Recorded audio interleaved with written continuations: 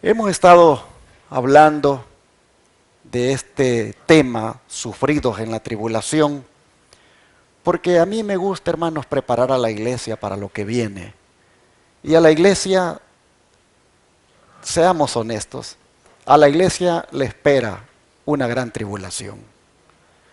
Nosotros estamos tratando este tema a manera de preparación, a manera de estar listos para cuando llegue. Y la forma de enfrentar la tribulación, he venido diciendo desde ayer, es siendo sufridos. Pero cuando escucha uno esa palabra, uno cree que es, ay, pues hay que sufrirla. No, no, no. El término sufrido, dice Pablo, es resistirla, aguantarla. Prácticamente, hermanos, es tener la paciencia de los santos, la perseverancia. Así que hay que ser sufridos en la tribulación. Y en ese sentido es de que he estado viendo cómo los antepasados nuestros la enfrentaron, cómo la manejaron, cómo ellos enfrentaron la tribulación. Y en esta serie, ya en su parte número 4, yo quisiera retomar el tema de esta mañana, que tiene por título La tribulación de los príncipes y el ecumenismo. Evento que tuvo lugar en la llanura de Dura, allá en Babilonia, como hemos visto. Vimos esta mañana que cuando la falsa adoración es demandada, los valientes príncipes hebreos, como lo fueron Ananías, Misael y Azarías, ellos se rehusaron a esa adoración falsa. Se rehusaron a ello porque iba contra la santa ley de Dios, forzaba su conciencia y violaba su libertad religiosa. De manera que nosotros vimos esta mañana que ante el decreto del gobernante de Babilonia, ellos no se dejaron vencer, ellos miraron que esa era una ley de carácter religioso, pero legislada por el Estado. Y por lo tanto, esa no era otra cosa, hermanos, que una, podríamos decir, réplica anticipada de la imagen de la bestia. Lo que sucedió allí en la llanura de Dura era una réplica de la imagen de la bestia que se va a establecer en los últimos días. Y uno pudiera decir, pero ¿no será que fueron demasiado extremistas o demasiado fanáticos los príncipes? ¿No será que ellos pudieran haber flexibilizado su posición y doblar solo las rodillas, pero no el corazón? Y de esa manera darle un poco más de tiempo, de oportunidad para predicar el mensaje, para seguir evangelizando. ¿No será que ellos podrían hacer eso? ¿Podrían haberlo hecho? Claro que no podrían hacerlo. Y no debían hacerlo. Porque eso implicaba negar a su Dios, aceptando prácticamente al hombre como el gobernante de su vida antes que a Dios. Así que mejor eligieron sufrir en la tribulación, eligieron mejor morir por Dios y morir antes de pecar. La tribulación reveló en ellos esa firmeza de carácter de la que hemos estado hablando.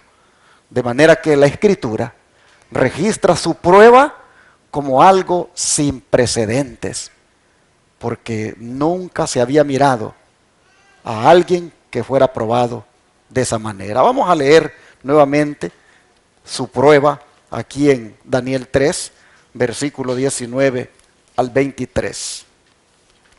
Daniel capítulo 3, versículo 19 al 23.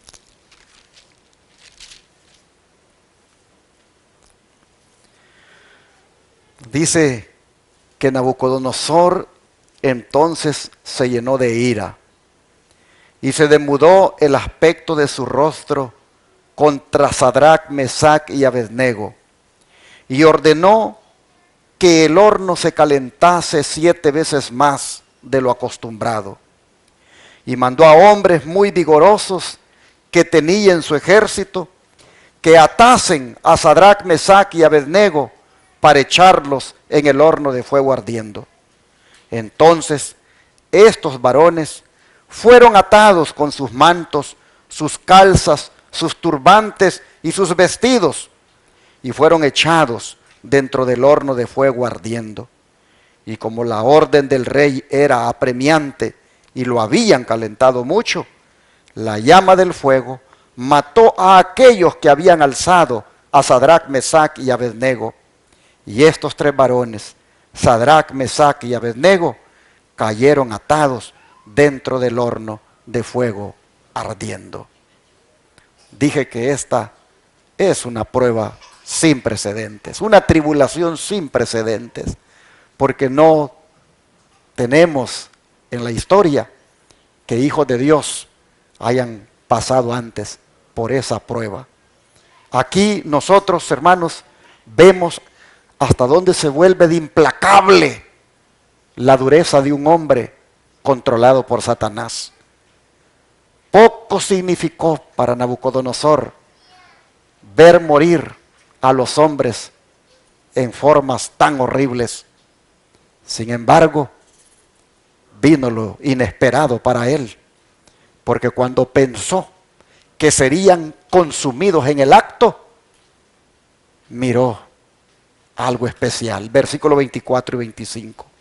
Dice, entonces el rey Nabucodonosor se espantó y se levantó apresuradamente y dijo a los de su consejo, ¿no echaron a 3 varones atados dentro del fuego? Ellos respondieron al rey, es verdad, oh rey. Y él dijo, he aquí yo veo 4 varones sueltos que se pasean en medio del fuego sin sufrir ningún daño, y el aspecto del cuarto es semejante al Hijo de los dioses. Ah, hermanos y hermanas, Nabucodonosor está sorprendido porque lanzó a 3 y ahora ve a 4. Mira un cuarto personaje que se pasea con los otros 3. ¿Quién era él, hermanos? El don de profecía dice en el manuscrito 47 del año 1898 que cuando la prueba de fuego sobrevino a los que no doblarían su rodilla a esa imagen idolátrica, Cristo mismo caminó en el horno de fuego con sus fieles siervos, con sus 3 fieles siervos. El corazón de Nabucodonosor quedó tan conmovido por este maravilloso milagro que él reconoció a Dios y su poder superior. Amén. Oh, hermanos, miren ustedes, Cristo caminó en el horno de fuego. Qué hermoso, hermanos. Así que Dios nunca desampara a sus hijos. Y Dios nunca va a desamparar a ninguno de nosotros en medio de la tribulación. Hermanos y hermanas, en el horno de fuego por el cual estemos pasando, el Señor va a caminar con nosotros. Vale la pena obedecer a Dios. Aquí nosotros miramos que los jóvenes, al haber elegido ser sufridos en la tribulación, al haber elegido morir mejor por Dios antes que pecar, oh hermanos, los vemos aquí ahora, siendo bendecidos con la presencia de Jesús. Miren, dice el don de profecía, que los mandamientos de hombres finitos y pecadores han de hundirse en la insignificancia al lado de la palabra del Dios eterno. Hemos de obedecer la verdad al costo que fuera, aunque enfrentemos prisiones, trabajo forzado y desterramiento. Si somos leales y verdaderos, ese Dios que caminó con los 3 jóvenes hebreos en el horno ardiente, quien protegió a Daniel en la guarida de los leones, quien se manifestó a Juan en la isla solitaria, hermanos, Él irá, dice también, con nosotros donde quiera que vayamos. Su permanente presencia nos confortará y sostendrá, y reconoceremos el cumplimiento de la promesa. ¿Cuál promesa? Aquella que dice: si el hombre me ama, guardará mis palabras, y mi Padre lo amará, y vendrá a él y hará morada en él. Así somos, hermanos, animados, somos fortalecidos en medio de la tribulación, con la seguridad de que no la pasaremos solos. El horno ardiente en el cual estos jóvenes estuvieron son prácticamente, o es mejor dicho, una representación de la segunda venida del Señor, cuando nuevamente usted va a poder caminar por el fuego y no se va a quemar. Mire lo que dice el don de profecía. En el día de su advenimiento se oirá la última gran trompeta y se producirá un terrible temblor que sacudirá la tierra y el cielo. La tierra entera, desde los montes más encumbrados hasta las minas más profundas, escuchará. El fuego lo penetrará todo. La atmósfera viciada será purificada por el fuego. Habiendo cumplido el fuego su misión, los muertos que han yacido en sus tumbas se levantarán. Algunos para resurrección de vida serán tomados para encontrarse con el Señor en el aire, y otros para que observen la venida de aquel a quien despreciaron y al que ahora reconocen como juez de toda la tierra. Va a haber fuego, hermanos. Las llamas, dice, no tocan a ninguno de los justos. Y aquí está lo que les digo. Pueden caminar por el fuego como Sadrach, Mesach y Abednego en medio del horno calentado 7 veces más de lo que se acostumbraba a hacerlo. Los héroes hebreos no pudieron ser consumidos porque la presencia del cuarto, el Hijo de Dios, estaba con ellos. Por consiguiente, en el día del Señor, el humo y las llamas no tendrán poder para dañar a los justos. Amén. Los que estén unidos al Señor escaparán ilesos. Terremotos, huracanes, fuego e inundaciones no pueden dañar a quienes están preparados para encontrarse con su Salvador en paz. Pero quienes lo rechazaron, azotaron y crucificaron, se hallarán entre los que sean levantados de los muertos para contemplar su venida en las nubes de los cielos, asistido por la hueste celestial 10,000 veces, 10,000 y miles de miles. Alza tus ojos, página 259. Así que, hermanos, el horno de fuego ardiendo, donde los jóvenes hebreos fueron lanzados, prácticamente son como cuando el Señor venga y el fuego también se haga presente. Ese fuego no hará daño alguno a ninguno de nosotros. Pero ¿cómo supo Nabucodonosor que el cuarto personaje era el Hijo de Dios? Porque él dice: he aquí yo veo 4 y el aspecto del cuarto es semejante al Hijo de los dioses. ¿Cómo él supo que el cuarto personaje era el Hijo de Dios? Bueno, aquí nosotros vamos a ver cómo lo supo. En la Revision Herald del 03, 5892, dice la hermana White: ¿cómo supo Nabucodonosor que el aspecto del cuarto era como el del Hijo de Dios? De los cautivos hebreos que estaban en su reino, había oído acerca del Hijo de Dios. Ellos habían sido portadores del conocimiento del Dios viviente que gobierna todas las cosas. En otras palabras, los hebreos, los príncipes, Dios los usó para que en la corte de Babilonia predicaran acerca de Cristo. Estos jóvenes testificaron del Señor. Estos jóvenes le hablaron a este rey, hablaron en la corte de el Hijo de Dios. De manera que Nabucodonosor sabía que el cuarto era semejante al Hijo de Dios por la, digamos así, buena nueva, o por la noticia o el testimonio que había recibido de estos jóvenes. Ellos sabían, hermanos, estos jóvenes, que estaban allí para testificar aún a costa de su vida.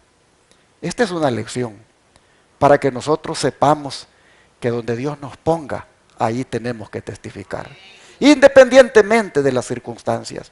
Si te colocan en el trabajo, hermana, hermano, allí testifica. Si te colocan en cualquier lado, Dios te puso allí para que testifiques. Mira, estos lo hicieron aún a costa de su vida, pero lo hicieron. Y por eso el rey identifica a Jesús en ese cuarto personaje. Sigue diciendo el don de profecía. En Profetas y Reyes, página 373. En su vida y carácter, los cautivos hebreos que ocupaban puestos de confianza en Babilonia habían representado la verdad delante de él. Cuando se les pidió una razón de su fe, la habían dado sin vacilación. Con claridad y sencillez habían presentado los principios de la justicia, enseñando así a aquellos que los rodeaban acerca del Dios al cual adoraban. Les habían hablado de Cristo, el Redentor que iba a venir, en la cuarta persona que andaba en medio del fuego. El rey reconoció al Hijo de Dios. Esto me hace pensar cómo, hermanos, debemos aprovechar las oportunidades. Una sola vez puede ser que tengamos la oportunidad con tal o cual persona y no la debemos dejar pasar. ¿Cuántas oportunidades hemos perdido? ¿Con cuántas personas nos hemos relacionado y no hemos dado a conocer el mensaje? ¿Cuántos a lo mejor hasta hemos trabajado para personas pudientes, para personas que tienden a ser importantes en la sociedad, y solamente les hemos trabajado en lo material, pero no hemos hablado, no hemos dado a conocer el mensaje? Hermanos, aprendamos de los jóvenes hebreos que en medio de todo lo que estaban pasando, ellos predicaron, ellos proclamaron, ellos hablaron de Jesús. Jóvenes, exalten a Jesús. Jóvenes, aprovechen la oportunidad con sus compañeros de escuela, de trabajo, amigos. Aprovechen y den a conocer a Cristo. Hablen de lo que ustedes conocen. Prediquen el mensaje. Hermanos, el tiempo se acaba y debemos predicar con intensidad, sin parar. Debemos aprovechar las oportunidades. No debemos parar. Debemos aprovechar la vida que tenemos para dedicarla al servicio de Dios. Miren, ahora vino la victoria. La victoria para estos muchachos. Pues dicen los versículos 26 al 29. Entonces Nabucodonosor se acercó a la puerta del horno de fuego ardiendo y dijo: Sadrach, Mesach y Abednego, siervos del Dios Altísimo, salid y venid. Entonces Sadrach, Mesach y Abednego salieron de en medio del fuego. Y se juntaron los sátrapas, los gobernadores, los capitanes y los consejeros del rey, para mirar a estos varones, cómo el fuego no había tenido poder alguno sobre sus cuerpos, ni aun el cabello de sus cabezas se había quemado. Sus ropas estaban intactas y ni siquiera olor de fuego tenían. Entonces Nabucodonosor dijo: bendito sea el Dios de ellos, de Sadrach, Mesach y Abednego, que envió su ángel y libró a sus siervos que confiaron en él, y que no cumplieron el edicto del rey y entregaron sus cuerpos antes que servir y adorar a otro Dios que su Dios. Por lo tanto, decreto que todo pueblo, nación o lengua que dijere blasfemia contra el Dios de Sadrach, Mesach y Abednego sea descuartizado y su casa convertida en muladar, por cuanto no hay Dios que pueda librar como este. Amén, hermanos. ¿Qué les parece? ¡Qué victoria la que alcanzaron estos jóvenes! ¿Cómo es de impresionante el relato?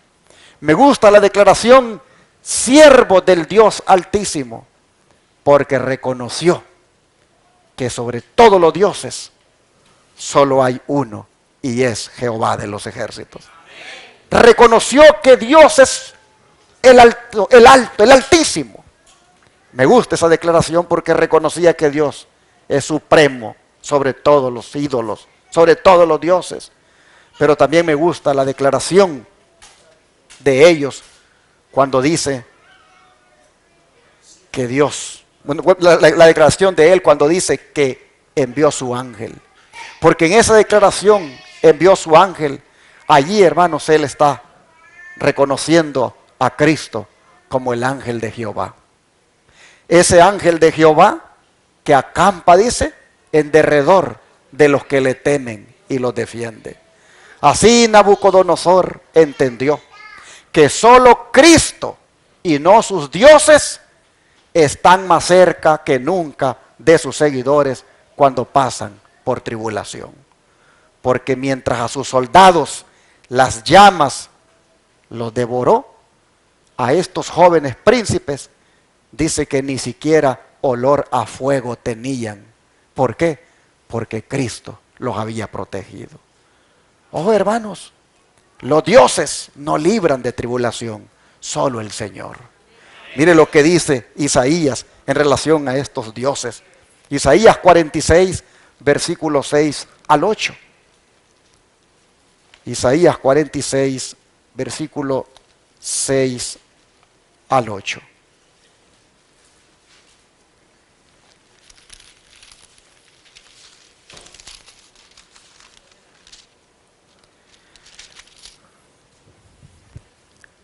Dice: sacan oro de la bolsa y pesan plata con balanzas. Alquilan un platero para hacer un dios de ellos. Se postran y adoran. Se lo echan sobre los hombros, lo llevan y lo colocan en su lugar. Allí se está y no se mueve de su sitio. Le gritan y tampoco responde ni libra de la tribulación. Acordaos de esto y tened vergüenza. Volved en vosotros, prevaricadores. Noten, hermanos, el verso 7.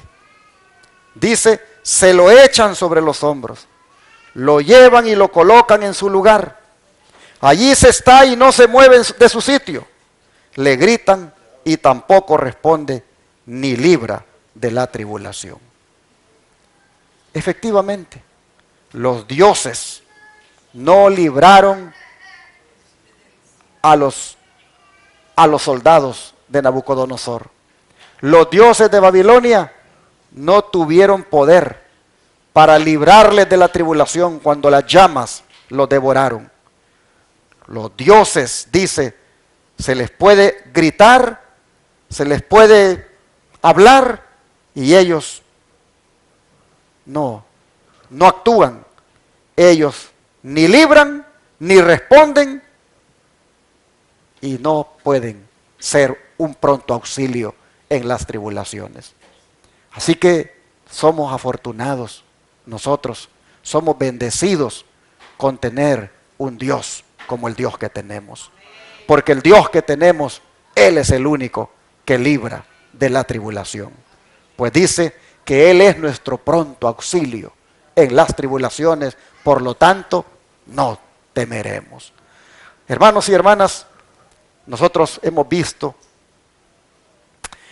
hasta aquí cómo la adoración falsa en Daniel 3 es demandada, viniendo a constituirse prácticamente, como dije, en una imagen o en una réplica de la imagen de la bestia. La adoración falsa. ¿Y por qué digo que se constituye esa adoración falsa de la llanura de Dura en una réplica de la imagen de la bestia? Por esta declaración que les pongo acá. Dice la mensajera del Señor que así como Nabucodonosor puso una imagen en la llanura de Dura y mandó que todos se postraran delante de ella, también el falso sábado ha sido exaltado delante del mundo y a los hombres se les ordena santificarlo. Pero no posee vestigio alguno de santidad. En ninguna parte de la palabra de Dios se nos ordena reverenciar el primer día de la semana. Manuscrito 15, página 354. Aquí la sierva del Señor está hablando de ese momento, cuando se instituye el domingo como el día de reposo por ley. Ella lo llama falso sábado. Y cuando se legisle, cuando en forma de ley dominical se imponga, dice, será exaltado delante del mundo. Y a los hombres se les va a ordenar que lo guarden. Pero eso no será, dice, sino una cosa igual a lo que Nabucodonosor hizo con la imagen en la llanura de Dura. Nosotros sabemos que quien hará esto es la imagen de la bestia. Así como la imagen de la bestia, uniendo iglesia con Estado, impondrán esta ley, así lo hizo Nabucodonosor. La historia se repetirá. El sábado del cuarto mandamiento será invalidado por muchos que lo tratan como algo baladí, mientras que ensalzan el falso día de reposo, el día domingo, el hijo del papado. En lugar de las leyes de Dios, son ensalzadas las leyes del hombre de pecado, leyes que serán recibidas y obedecidas como lo fue por los babilonios la maravillosa imagen de Nabucodonosor. Al levantar esa gran imagen, Nabucodonosor ordenó que debían recibir el homenaje universal de todos, tanto grandes como pequeños, encumbrados y humildes, ricos y pobres. Y esto, hermanos, es lo mismo que hará la imagen de la bestia. Así que tenemos en la llanura de Dura una réplica anticipada de lo que la imagen de la bestia hará. La historia se repetirá. Dice la sierva del Señor, la historia volverá a repetirse. La religión falsa será exaltada. El primer día de la semana, día común de trabajo, sin ningún atisbo de santidad, será exaltado como lo fue la imagen en Babilonia. Se ordenará a todas las naciones, las lenguas y los pueblos la veneración de este falso día de reposo. Así se propone Satanás quitar toda validez al día instruido por Dios y dado al mundo como recordativo de la creación. El decreto que impondrá la observancia de ese día será promulgado en todo el mundo. La historia volverá a repetirse. De manera que el propósito del mensaje es prepararnos para cuando nos llegue a nosotros. Prepararnos para cuando la imagen de la bestia exalte el domingo a manera como lo hizo Nabucodonosor. Prepararnos, hermanos, porque entonces vendrá acompañado otra vez de decreto de muerte. Así lo ha revelado el Señor en Apocalipsis 13. Pues allí se nos dice que en el tiempo del fin nuevamente la Babilonia de hoy va a influir para que fuerzas gubernamentales simbolizadas por esa bestia de dos cuernos obligue a la gente a adorar falsamente otra imagen. Vamos a leerlo, Apocalipsis 13, versículo 11, 12, 15 al 17. Apocalipsis 13, 11 y 12.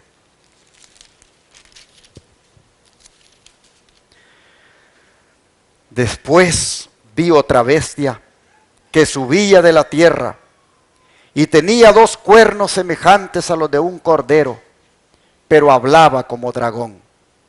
Y ejerce toda la autoridad de la primera bestia en presencia de ella, y hace que la tierra y los moradores de ella adoren la primera bestia, cuya herida mortal fue sanada. Ahora los versículos 15 al 17 dicen, y se le permitió infundir aliento a la imagen de la bestia, para que la imagen hablase e hiciese matar a todo el que no la adorase. Y hacía que a todos, pequeños y grandes, ricos y pobres, libres y esclavos, se les pusiese una marca en la mano derecha o en la frente, y que ninguno pudiera comprar ni vender, sino el que tuviera la marca o el nombre de la bestia o el número de su nombre. Así, hermanos y hermanas, nosotros vemos que la historia se repetirá cuando estas palabras se cumplan, cuando la imagen de la bestia ordene que todo el mundo adore a la primera bestia, que no es otra que el papado, y que el que no la adore sea nuevamente, hermanos, candidato a morir. Noten ustedes que acompañado con esta otra falsa adoración que se va a demandar, va también el decreto de muerte. Esta bestia de dos cuernos, que es un símbolo de los Estados Unidos, se va a encargar de repetir la historia de Nabucodonosor, al obligar a la gente a adorar otra imagen. ¿De qué manera lo hará? Imponiendo la famosa marca de la bestia, la cual consiste en el domingo. La mensajera del Señor, hablando de eso, dice, en Conflicto Inminente, página 60, la profecía del capítulo 13 del Apocalipsis declara que el poder representado por la bestia de cuernos semejantes a los de un cordero haría que la tierra y los que en ella habitan adorasen al papado que está simbolizado en ese capítulo por una bestia. Parecida a un leopardo, la bestia de dos cuernos dirá también a los que habitan sobre la tierra que hagan una imagen de la bestia, y además mandará que todos, pequeños y grandes, así ricos como pobres, así libres como esclavos, tengan la marca de la bestia. Se ha demostrado que los Estados Unidos de Norteamérica son el poder representado por la bestia de dos cuernos semejantes a los de un cordero, y que esta profecía se cumplirá cuando los Estados Unidos hagan obligatoria la observancia del domingo, que Roma declara ser el signo característico de su supremacía. Pero los Estados Unidos no serán los únicos que rindan homenaje al papado. La influencia de Roma en los países que en otro tiempo reconocían su dominio dista mucho de haber sido destruida, y la profecía predice la restauración de su poder, pues dice, vi una de sus cabezas como si hubiera sido herida de muerte, y su herida mortal fue sanada, y toda la tierra maravillóse yendo en pos de la bestia. Así que, hermanos, es cuestión de tiempo para que estas palabras se cumplan. Es cuestión de tiempo para que los Estados Unidos haga esa imagen de la bestia, instituyendo el domingo por decreto como el día de reposo, y que todo mundo debe guardar. De lo contrario, va a morir. Es cuestión de tiempo. La tribulación, hermanos y hermanas, nos va a llegar a nosotros, querámoslo o no. Ay, dicen algunos, por eso vámonos de los Estados Unidos, porque no queremos estar aquí cuando eso suceda. Bueno, hermanos, es que esto se va a regar en todo el mundo. Y aunque te vayas de los Estados Unidos, donde quiera, la tribulación te va a alcanzar. Pero nosotros vemos que para eso estamos ahora estudiándolo, para que nos alistemos espiritualmente para cuando llegue. Hermanos, surge la pregunta en esta hora. ¿Estamos listos nosotros para enfrentar nuestra confrontación final? ¿Estamos listos nosotros para enfrentar esa tribulación que nos espera? En los tiempos de los 3 hebreos, ellos estuvieron listos. Cuando lo que estuvo en juego fue la ley de Dios, ellos se pusieron de parte de Dios. Pues el decreto estipulaba para ellos adorar un ídolo, yendo en contra de la santa ley de Dios. Especialmente en ese segundo mandamiento que prohíbe adorar imágenes. Pero a nosotros, en la crisis final que se nos avecina, hermanos, lo que va a estar en juego con nosotros será el 4.º mandamiento de la santa ley de Dios que nos manda a guardar el sábado. Y cuando eso suceda, hermano, ¿qué vas a hacer tú? ¿Te vas a inclinar? Yo quiero animarte a que hagas una decisión de mejor ser sufrido en la tribulación y no traicionar a tu Dios. Yo quiero animarte, hermano, hermana, a que cuando se levante nuevamente la imagen aquí en este mundo, tú no te inclines, que tú te mantengas de pie, sostenido por el Señor. Yo quiero animarte a que no le tengas temor a la tribulación, porque recuerda que pase lo que pase, el Señor va a estar contigo. Tal como estuvo con los 3 hebreos. Recuerda la promesa del Señor que dice, cuando pases por las aguas, yo estaré contigo. Y si por los ríos, no te anegarán. Cuando pases por el fuego, no te quemarás, ni la llama arderá en ti. Así dice Isaías 43:2. Así que, hermanos, yo quiero con este mensaje dejar establecido en cada una de sus mentes que hay que ser sufridos en la tribulación, porque en la tribulación el Señor nunca nos abandona. Es más, mira lo que dijo Job. Vamos aquí al libro de Job, capítulo 5, versículos 19 al 24. Qué hermosas palabras las que dice este patriarca. Job capítulo 5, versículo 19 al 24.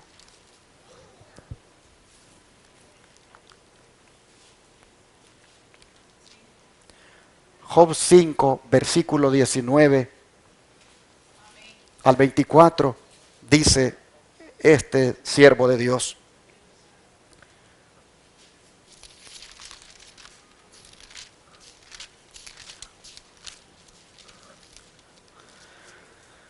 Dice, en 6 tribulaciones te librará, y en la 7ª no te tocará el mal. ¿Qué quiere decir él con esto? Que no va a haber tribulación de la cual Dios no te pueda librar. Dios te librará de cualquier tribulación. Pueden ser 6 o pueden ser 7, las que sean, en todas el Señor te va a librar. Sigue diciendo, en el hambre te salvará de la muerte y del poder de la espada en la guerra.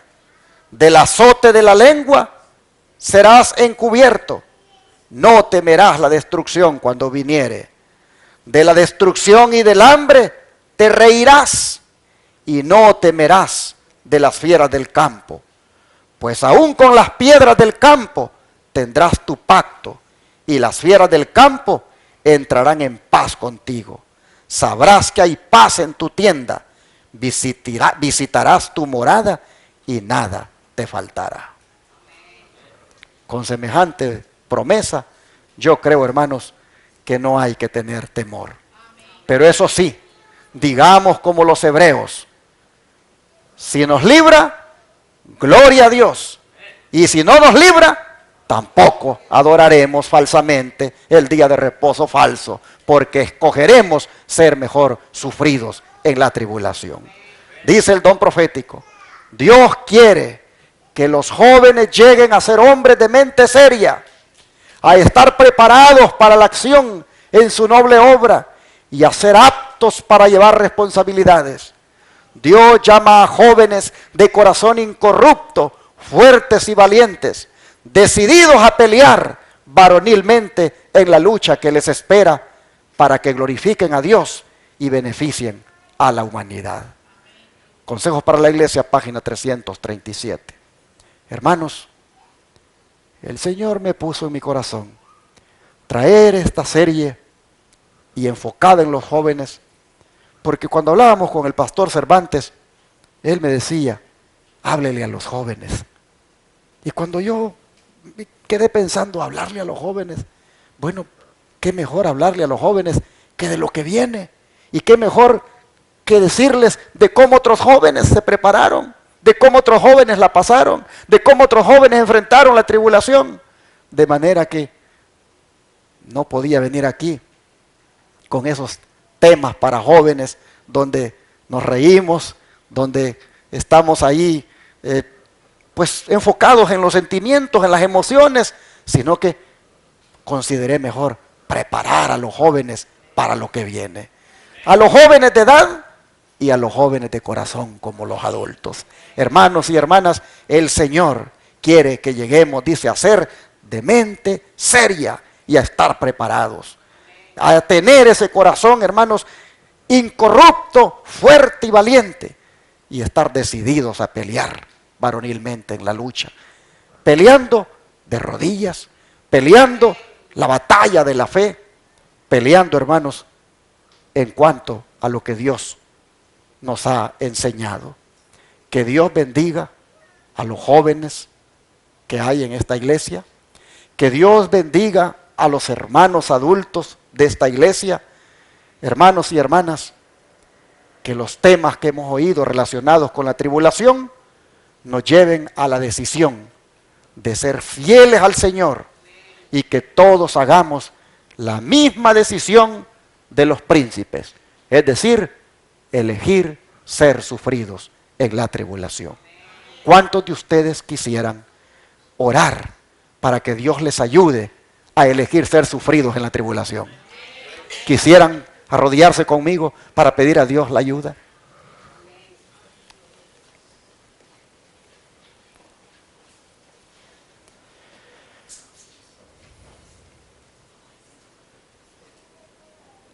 Padre Celestial, nosotros hemos visto, Señor, desde anoche, cómo debemos estar preparados y listos para la tribulación que nos espera.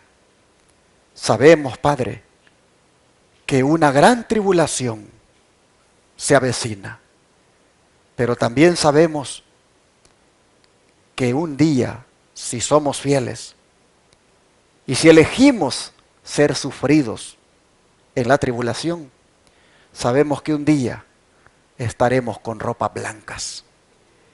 Y cuando se pregunte quiénes son estos de ropas blancas y de dónde han salido, oh Señor, poder escuchar esas palabras que dicen, estos son los que han salido de la gran tribulación.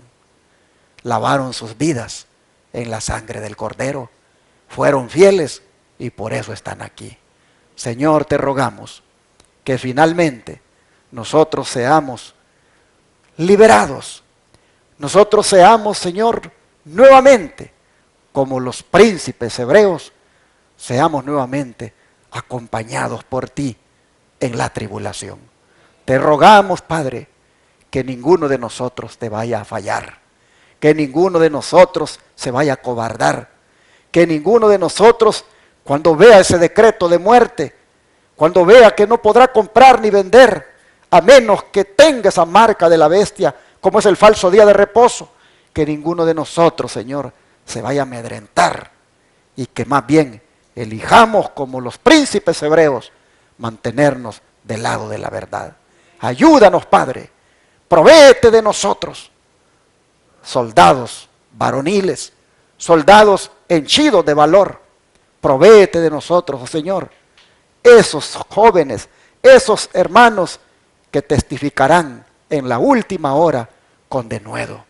Padre, nos encomendamos en tus manos y rogamos que nos llene de valor, que nos llene de fe, para que cuando la tribulación llegue, permanezcamos firmes en tus caminos. Te lo pedimos en el nombre de Jesús.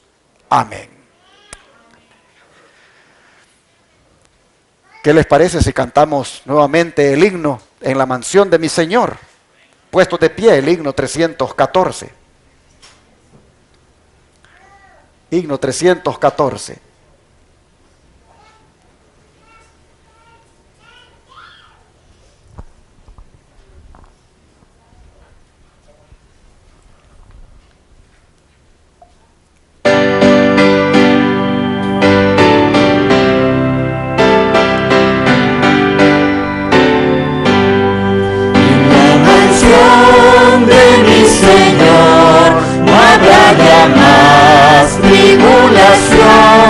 No habrá pesar, ningún dolor, ni que quebrante el corazón. Allá no habrá tribulación, ningún pesar, ningún dolor, y entonaré feliz canción de alabanzas al Señor. Resulta triste estar aquí, muy lejos de mi Redentor, mas morarán con él allí los redimidos por su amor. Allá no habrá tribulación, ningún pesar, ningún dolor, y entonaré feliz canción de alabanzas al Señor. Perfecto amor encontraré en la mansión donde Cristo está. Perfecta calma allí tendré, y mi alma al fin descansará. Allá no habrá tribulación, ningún pesar, ningún dolor, y entonaré feliz canción de alabanza al Señor. En su presencia gozaré su inmenso amor, su gran bondad. Feliz con Cristo reinaré por toda la eternidad. Allá no habrá tribulación, ningún pesar, ningún dolor, y entonaré feliz canción de alabanza al Señor. Amén, hermanos. Amén. Gloria a Dios. Pueden sentarse. Quiero leerles aquí de la palabra de Dios en Apocalipsis 7, si pueden abrir el versículo 13 y 14, que está tan relacionado con ese himno que entonamos. Si me puedes poner aquí nuevamente en la pantalla. Miren lo que dice Apocalipsis 7, versículo 13 y 14. Entonces dice uno de los ancianos, habló diciéndome: estos que están vestidos de ropas blancas, ¿quiénes son y de dónde han venido? Yo le dije: Señor, tú lo sabes. Y él me dijo: estos son los que han salido de la gran tribulación y han lavado sus ropas y las han emblanquecido en la sangre del Cordero. Oh, hermanos y hermanas, noten ustedes a dónde van a terminar los que hayan salido de la gran tribulación, ¿a dónde van a terminar? En el reino de los cielos, vestidos con ropas blancas. Miren ustedes, han emblanquecido, dice, sus ropas en la sangre del Cordero.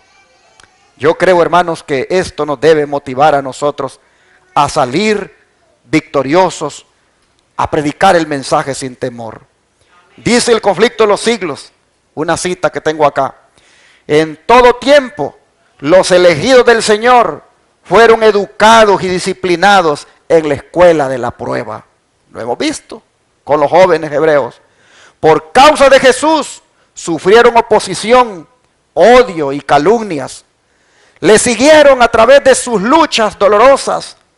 Se negaron a sí mismos y experimentaron amargos desengaños. Por su propia dolorosa experiencia, conocieron los males del pecado, su poder, la culpabilidad que entraña y su maldición, y lo miran con horror. Aman mucho porque se les ha perdonado mucho. Habiendo participado de los sufrimientos de Cristo, están ahora en condición de participar de su gloria. Pues dice el versículo 15, por esto están delante del trono de Dios y le sirven día y noche en su templo, y el que está sentado sobre el trono extenderá su tabernáculo sobre ellos.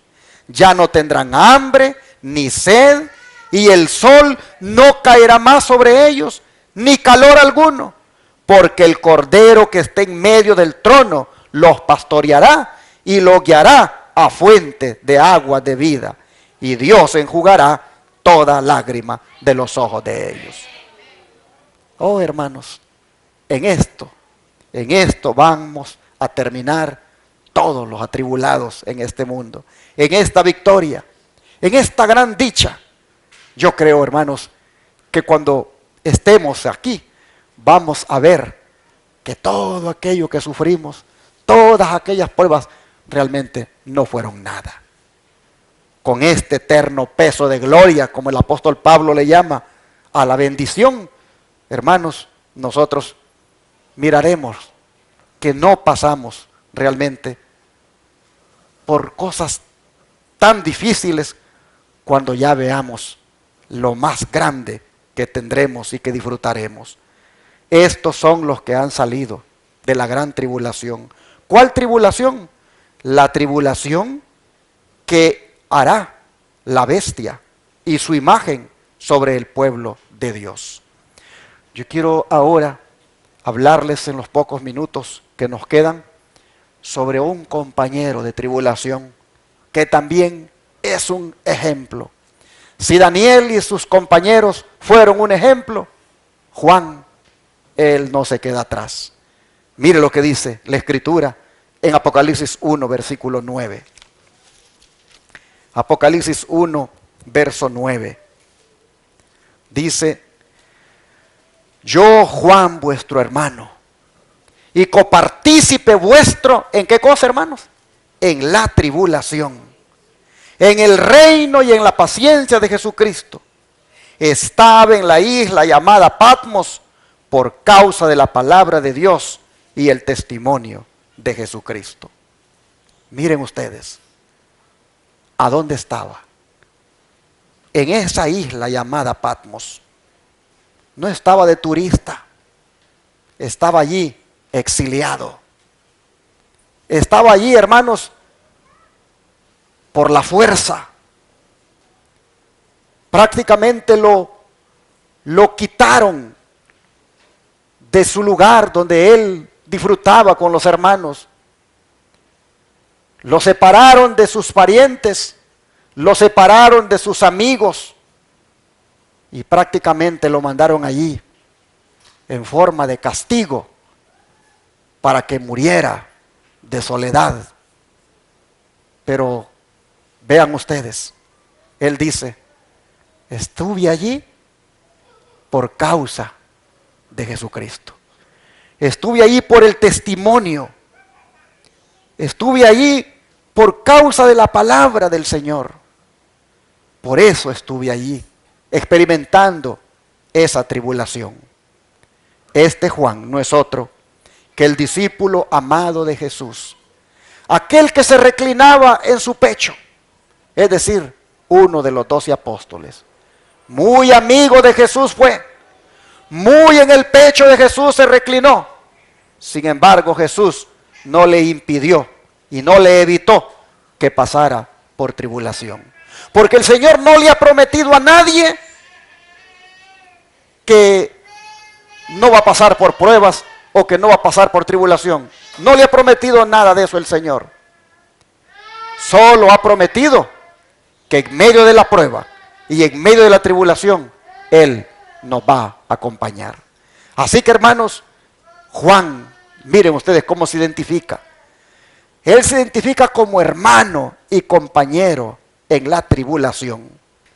Entendiendo este término, tribulación, como las penas y aflicciones que sufría. Y al decir que es hermano y compañero, uno se pregunta, ¿hermano y compañero de quién?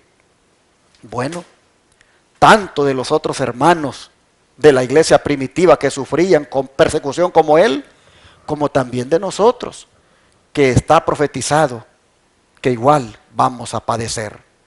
El don profético dice, en Hechos de los Apóstoles, página 469 a la 470, por medio de uno que se declaró ser hermano y participante en la tribulación, Cristo reveló a su iglesia las cosas que ella debía sufrir por su causa.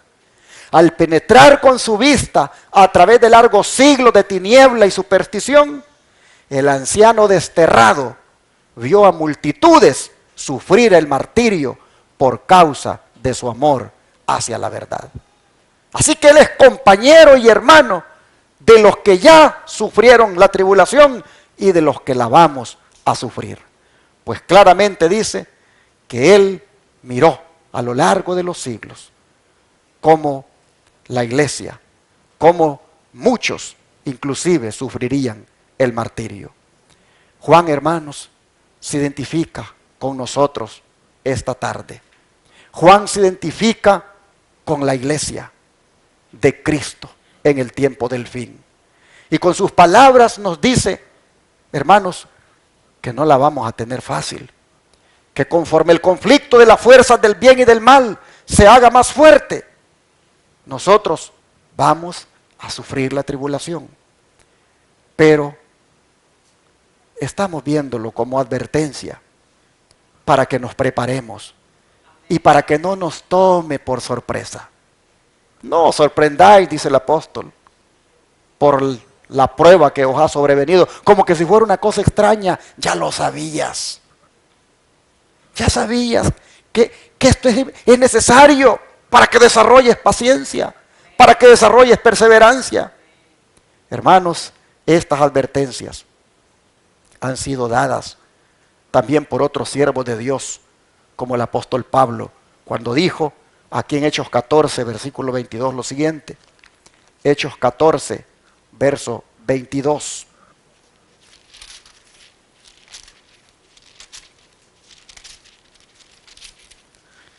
Hechos 14, verso 22.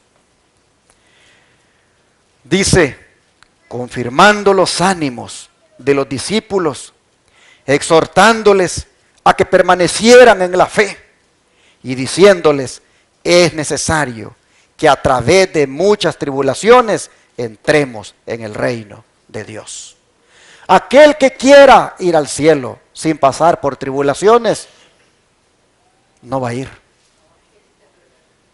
No va a ir, porque los que van a ir al cielo necesariamente tienen que pasar por tribulaciones. Es necesario, dice el apóstol, que se pase por tribulaciones. Pero miren ustedes, él dice que los exhortaba a que permanecieran firmes en la fe. Hermanos, eso es lo que toca, permanecer firmes en la fe. Estaba hablando con un hermano hace un rato y me dice, yo iba a su iglesia. Y entonces le digo, ¿y qué pasó?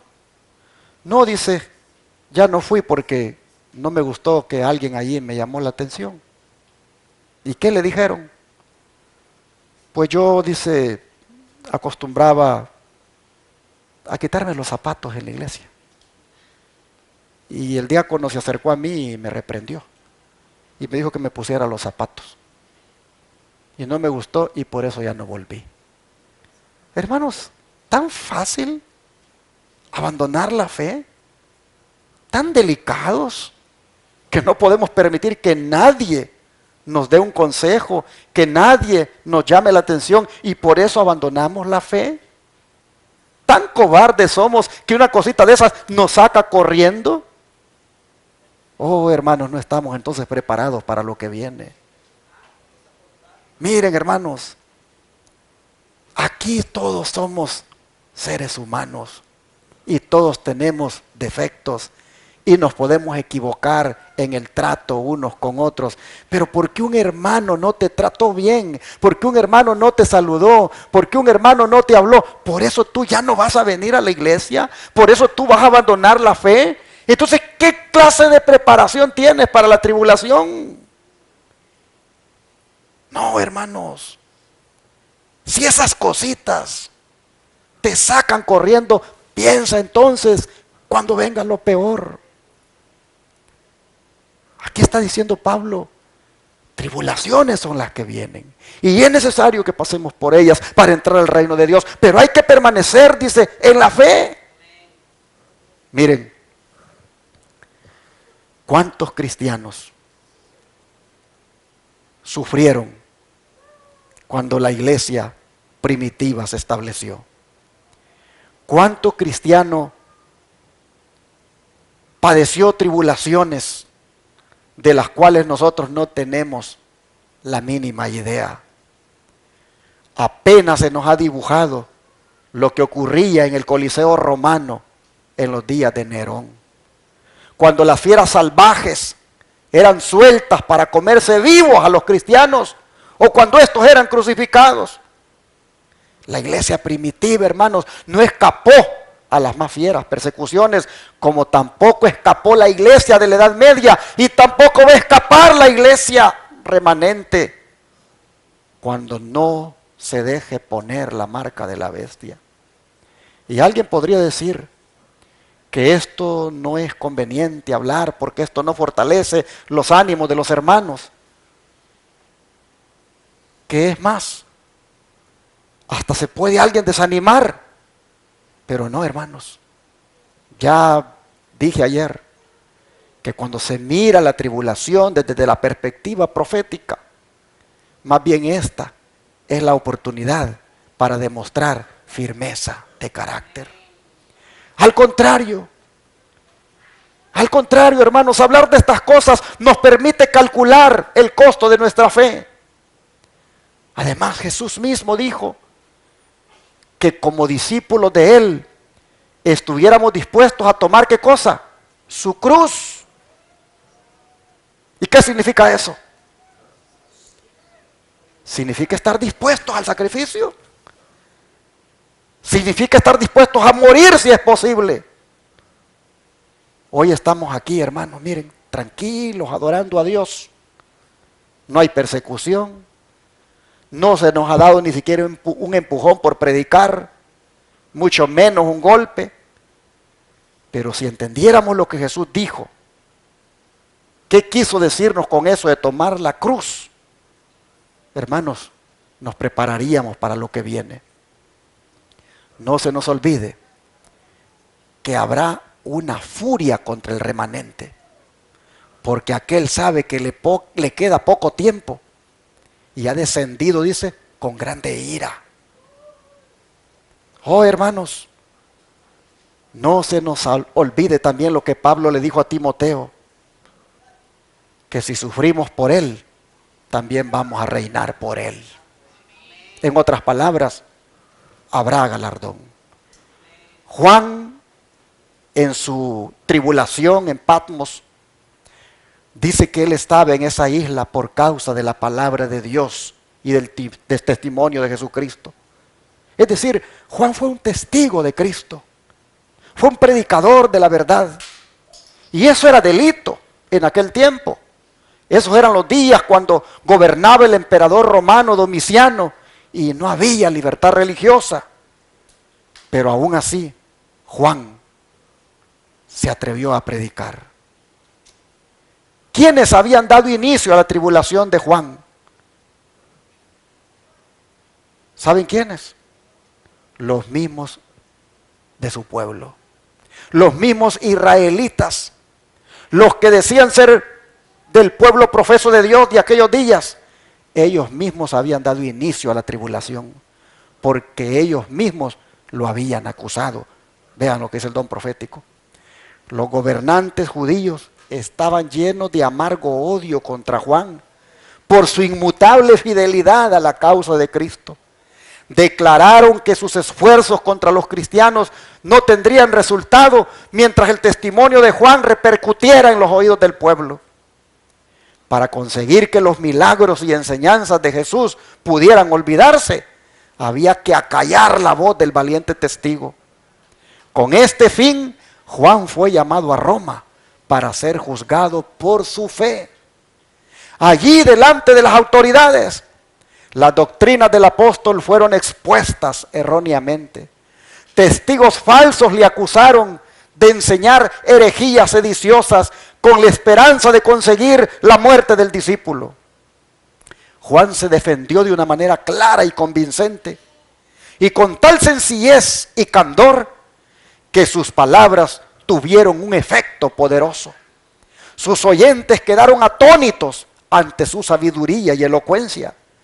Pero cuanto más convincente era su testimonio, tanto mayor era el odio de sus opositores. El emperador Domiciano estaba lleno de ira. No podía refutar los razonamientos del fiel abogado de Cristo, ni competir con el poder que acompañaba su exposición de la verdad. Pero se propuso hacer callar su voz. Hechos de los Apóstoles, página 455. Oh, hermanos, aquí nosotros vemos que el árbol seco está experimentando lo mismo que hicieron con el árbol verde, es decir, Jesús nuestro Señor.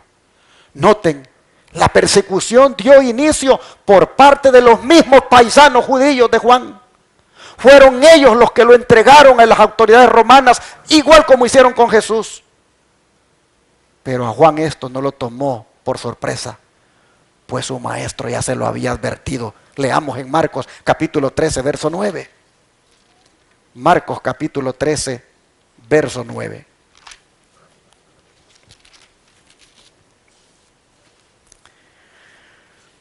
Dijo Jesús: pero mirad por vosotros mismos, porque os entregarán a los concilios y en las sinagogas os azotarán, y delante de gobernadores y de reyes os llevarán por causa de mí, para testimonio a ellos. Y yo pregunto, hermanos, ¿será que se va a repetir esto con nosotros? ¿Será que nos acusarán nuestros mismos hermanos? La sierva del Señor dice que adventistas nominales nos entregarán al papado. Hermanos que conocen de nuestra fe. Oh, no, dicen algunos, ella cuando hablaba de adventistas nominales no se refería a los adventistas del séptimo día, se refería a los adventistas que guardan el domingo, que también esperaban la venida del Señor en sus días. Hermanos, podría ser, pero adventista nominal en esa categoría cae todo aquel que dice llamarse adventista, pero hermanos, solo de nombre, nominal, porque él no ha experimentado realmente el poder de Dios para ser cambiado. Él todavía sigue siendo el mismo, y por lo tanto eso, dice, nos van a acusar. Mire, se lo pongo acá. Yo vi, dice, que la iglesia nominal y los adventistas nominales como Judas nos entregarán a los católicos para obtener su influencia, para luchar contra la verdad. Los santos serán entonces un pueblo oscuro, poco conocido para los católicos, pero las iglesias y los adventistas nominales que conocen nuestra fe y costumbres, porque ellos nos odiaron a causa del sábado ya que no pudieron refutarlo, traicionarán a los santos y los denunciarán a los católicos como los que desprecian las instituciones del pueblo, es decir, que ellos guardan el sábado y desprecian el domingo. Así se lo dijo la sierva del Señor así lo dice en esa colección de Spalding Magan Collection. Hermanos, los adventistas nominales están en todas partes, aún en la iglesia adventista del séptimo día. Es más, aún aquí entre nosotros pueden estar los adventistas nominales. Repito, si usted solo es de nombre, pero su vida, hermano, sigue siendo la misma. Usted dice que es adventista de nombre, pero sus frutos todavía demuestran que es completamente ajeno a lo que el Señor espera. Los adventistas nominales estarán en la iglesia adventista.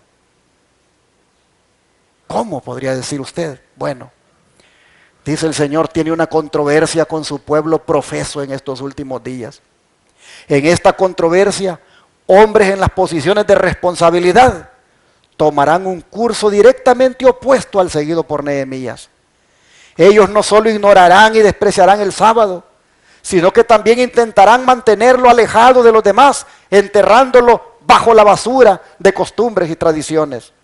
En las iglesias y en las grandes reuniones al aire libre, los ministros urgirán al pueblo sobre la necesidad de guardar el primer día de la semana. Hay calamidades en el mar y tierra, y estas calamidades aumentarán.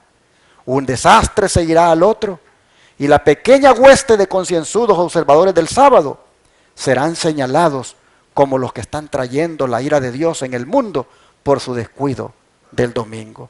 Pero note usted, dice que ellos no solo van a ignorar y despreciar el sábado, sino que también van a intentar mantenerlo alejado.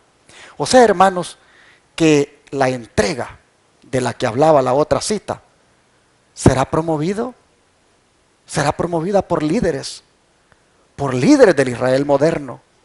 Pues habla de hombres, dicen, posiciones de responsabilidad, que van a enterrar el sábado bajo la basura de costumbres y tradiciones. Y sí, pues ya lo están enterrando, hermanos, con tantas tradiciones paganas que promueven y hasta se celebran en sábado. Ya hoy el sábado no es el día del Señor, ahora es el día del anciano, el día de la mujer, el día del niño, el día del conquistador. ¿Qué pasó? El sábado solo es el día del Señor nada más. ¿Qué día del pastor, qué día del anciano y qué día de todo eso? No, solo es el día del Señor. El objeto de toda nuestra adoración debe ser solo el Señor. No se debe en el sábado estar homenajeando ni pastores, ni ancianos, ni mujeres, ni niños, ni conquistadores. El homenaje solo es para el Señor del sábado, Cristo Jesús. Pero se ha enterrado el sábado con esas costumbres que se han introducido. Oh, hermanos, y mire hasta lo que harán. Dice que van hasta urgir al pueblo, dice, sobre la necesidad de guardar el primer día de la semana. Hoy por hoy usted dirá, esto no puede suceder. Elena White no se refería a ministros adventistas, dirá usted. Y entonces, ¿por qué habla la declaración de que el Señor tiene controversia con su pueblo profeso? Voy para atrás. El Señor tiene una controversia con su pueblo profeso en estos últimos días. Y abajo dice que en esta controversia, hombres en las posiciones de responsabilidad tomarán un curso directamente opuesto al seguido por Nehemías. ¿De quién está hablando? De un pueblo profeso. Está hablando del pueblo de Dios, del pueblo profeso de Dios. Ah, mis hermanos, la sierva del Señor se estaba refiriendo a ministros que lamentablemente van a llegar hasta ese punto donde dice, mire, que en las iglesias y en las grandes reuniones al aire libre, los ministros van a urgir al pueblo sobre la necesidad de guardar el primer día de la semana, porque van a traicionar, hermanos, su cometido. Y estos son los que van a emprender tribulación sobre los fieles. Hermanos y hermanas, a esos ministros se les unirán muchos, pues vean esta otra declaración. Conforme vaya acercándose la tempestad, muchos que profesaron creer en el mensaje del tercer ángel, pero que no fueron santificados por la obediencia a la verdad, abandonarán su fe e irán a engrosar las filas de la oposición. Uniéndose con el mundo y participando de su espíritu, llegarán a ver las cosas casi bajo el mismo aspecto. Así que cuando llegue la hora de prueba, estarán preparados para situarse del lado más fácil y de mayor popularidad. Hombres de talento y de elocuencia que se gozaron un día en la verdad, emplearán sus facultades para seducir y descarriar a las almas. Se convertirán en los enemigos más encarnizados de sus hermanos de antaño. Cuando los observadores del sábado sean llevados ante los tribunales para responder de su fe, estos apóstatas serán los agentes más activos de Satanás para calumniarlos y acusarlos y para incitar a los magistrados contra ellos por medio de falsos informes e insinuaciones. Conflicto de los siglos, página 593. En otras palabras, hermanos, nos va a pasar lo mismo que le pasó a Juan. Que hermanos nuestros nos van a traicionar, así como a Juan, sus mismos paisanos judíos lo llevaron ante Domiciano. Nosotros leímos hace unos momentos que el emperador Domiciano no podía competir con Juan. No podía competir con la predicación de Juan. ¿Por qué, hermanos y hermanas? Porque el emperador exigía que sus súbditos lo adoraran. Ordenaba incluso que frente a su estatua se ofreciera incienso y que los cristianos se inclinaran. Pero ellos se resistieron a hacerlo. Y Juan los animaba a que fueran fieles y a que no cayeran en semejante apostasía. Así que como quería deshacerse de él, miren lo que hizo Domiciano para silenciar a Juan. Juan fue echado en una caldera de aceite hirviente, pero el Señor preservó la vida de su fiel siervo, así como protegió a los 3 hebreos en el horno de fuego. Mientras se pronunciaban las palabras, así perezcan todos los que creen en ese engañador Jesucristo de Nazaret, Juan declaró: mi maestro se sometió pacientemente a todo lo que hicieron Satanás y sus ángeles para humillarlo y torturarlo. Dio su vida para salvar al mundo. Me siento honrado de que se me permita sufrir por su causa. Estas palabras tuvieron su influencia y Juan fue retirado de la caldera por los mismos hombres que lo habían echado en ella. Amén, hermanos. Dios obrando para salvar a su siervo. Qué poderoso testimonio el de Juan. Imagínense ustedes, ahí estaban todos a la expectativa, esperando que él en aquel aceite hirviendo, allí, hermanos, fuera deshecho. Y empezaron a ver que los minutos pasaban y Juan predicando. Los espectadores comenzaron a ver que el aceite hirviendo no hacía nada. ¿Por qué? Porque un milagro estaba ocurriendo. Se cumplió la promesa que leímos hace unos momentos de Isaías 43:2. Oh, qué hermosa promesa. Y como Domiciano no pudo callar aquella voz disidente y reprensora, miren lo que hizo. Nuevamente la mano de la persecución cayó pesadamente sobre el apóstol y por decreto del emperador fue desterrado a la isla de Patmos, condenado por la palabra de Dios y el testimonio de Jesucristo. Sus enemigos pensaron que allí no se haría sentir más su influencia y que finalmente moriría de penurias y angustia. De manera, mis hermanos, que Patmos vino a ser una especie de Alcatraz en aquellos tiempos, haciendo referencia a esa prisión de máxima seguridad aquí en los Estados Unidos, que también estaba en una isla. En Patmos estaban, hermanos, los delincuentes más peligrosos, y allí fue enviado el anciano apóstol, describiendo aquel nuevo hogar de Juan. El don profético nos dice: Patmos, una isla árida y rocosa del mar Egeo, había sido escogida por las autoridades romanas para desterrar allí a los criminales, pero para el siervo de Dios, esa lóbrega residencia vino a ser la puerta del cielo. allí, alejado de las bulliciosas actividades de la vida y de sus intensas labores de años anteriores, allí dice, disfrutó de la compañía de Dios, de Cristo y de los ángeles del cielo. Y de ellos recibió instrucciones para guiar a la iglesia de todo tiempo futuro. Le fueron bosquejados los acontecimientos que se verificarían en las últimas escenas de la historia del mundo. Y allí escribió las visiones que recibió de Dios. Cuando su voz no pudiera testificar más de aquel a quien amó y sirvió, los mensajes que se le dieron en aquella costa estéril iban a alumbrar como una lámpara encendida, anunciando el seguro propósito del Señor acerca de cada nación de la tierra. Y así nosotros vemos a qué se refería Juan cuando hablaba de sus tribulaciones. Y estas, hermanos, estas fueron las circunstancias en las cuales se escribió el libro de Apocalipsis. Si Domiciano pensó que el mundo nunca más oiría la voz del apóstol, se equivocó, porque ahora su voz se sigue escuchando en el libro que escribió. De manera, hermanos y hermanas, que aprendamos de la experiencia de Juan. Miren ustedes, en la experiencia que adquirió el apóstol Juan, bajo la persecución, hay una lección de maravilloso poder y ánimo para el cristiano. Dios no impide las conspiraciones de los hombres perversos, sino que hace que sus ardides obren para bien a los que en la prueba y el conflicto mantienen su fe y lealtad. A menudo los obreros evangélicos realizan su trabajo en medio de tormentas y persecución, amarga oposición e injusto oprobio.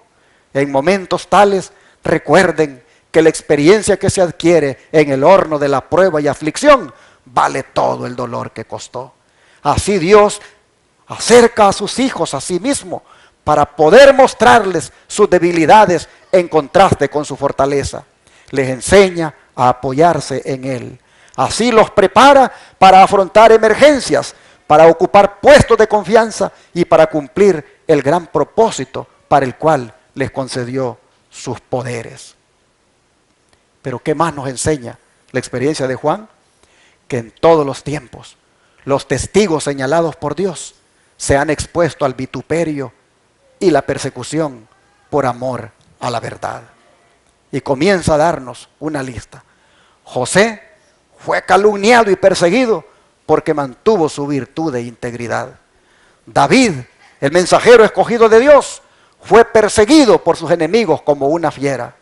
Daniel fue echado al foso de los leones porque se mantuvo fiel al cielo. Job fue privado de sus posesiones terrenales y estuvo tan enfermo que le aborrecieron sus parientes y amigos, pero aún así mantuvo su integridad. Jeremías no pudo ser disuadido de decir las palabras que Dios le había ordenado hablar, y su testimonio enfureció tanto al rey y a los príncipes que lo echaron en una inmunda mazmorra. Esteban fue apedreado porque predicó a Cristo y su crucifixión. Pablo fue encarcelado, azotado con varas, apedreado y finalmente muerto porque fue un fiel mensajero de Dios a los gentiles. Y Juan fue desterrado a la isla de Patmos por la palabra de Dios y el testimonio de Jesucristo. Así que, como dice el apóstol Pablo, hermanos, todo aquel que quiera vivir piadosamente padecerá persecución. Ojalá que con estos héroes que les he presentado nos animemos nosotros a ser como ellos. Jesús, hermanos, nos ha presentado la realidad de las cosas y nos ha dicho, pero no se preocupen, que en la tribulación yo voy a estar con ustedes. Estuve con Daniel, estuve con Juan, estuve con Jeremías, estuve con David, estuve con los hebreos. ¿Y quién dice que no voy a estar con ustedes también? Así que, hermanos y hermanas, mi ánimo para ustedes en el Señor es: sean fieles, no teman ni desmayen, porque el Señor Jesús les dará la corona de la vida. Vamos a orar, hermanos, arrodillémonos.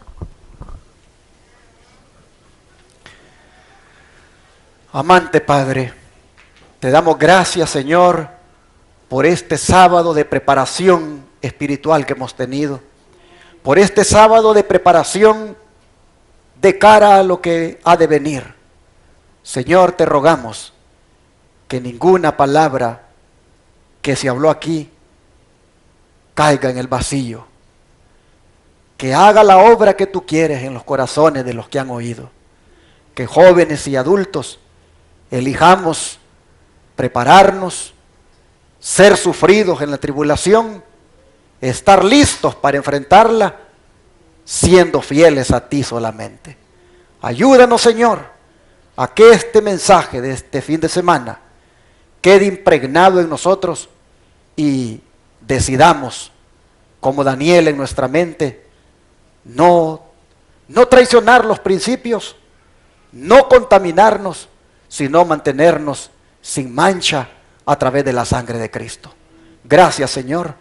Pedimos que este día quede como un día en el cual fortalecimos más nuestra fe, pusimos nuestra mirada en el futuro, pero con la decisión de caminar seguros contigo.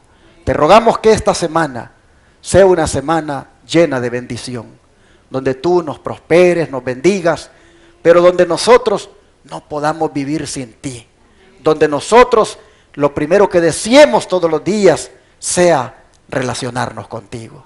Te rogamos, Señor, que nos deje una semana de victoria y que la actividad de mañana que la iglesia tiene sea una actividad llena de bendición. Que traigas personas, que tú, oh Señor, a aquellos que han sido invitados, les pongas esa voluntad de querer venir para aprender y así puedan disfrutar de una mejor salud. Gracias, Señor. Bendice la iglesia, bendice los planes de la iglesia, bendice a cada hermano y haz que todos perseveremos en la fe. Te lo pedimos en el nombre de Jesús. Amén.